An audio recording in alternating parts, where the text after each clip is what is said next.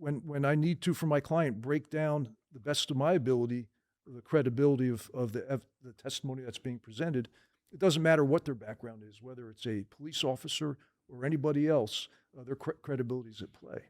Mm.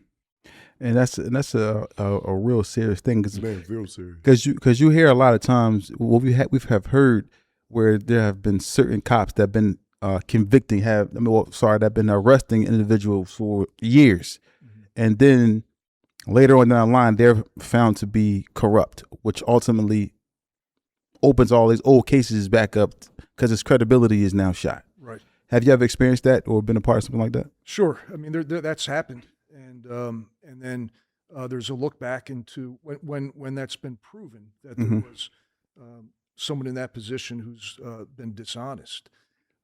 Any verdict or even if it was a guilty plea that source affected has to be reviewed. Wow! And now, even if it was that's major. That's a lot of people want to hear that. Well, now more than ever, you're starting to see prior convictions being reviewed when it's learned that there was some level of corruption. I'm not just talking about by a police officer, but by any step of the process where there was a wrongdoing. But I want to go back a little bit just to hit on what you just said. Like, even if I took a guilty plea in this case and this cop was found to be years later corrupt, they could come back and revisit that case some more. They could review those convictions. Yeah. Yeah. Wow. See, yeah.